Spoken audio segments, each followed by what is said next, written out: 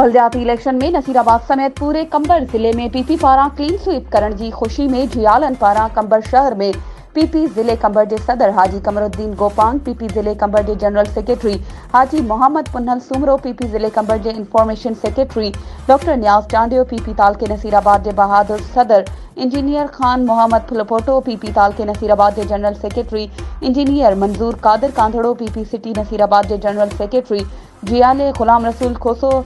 People's हारी committee जिले कंबर के सदर कामरेड अली रजा कोरी ऐं ॿियनि जी अॻवानी में पीपुल्स सेक्रेटरीट जिले कंबर खां डीसी चौक ताईं रैली कढी वई।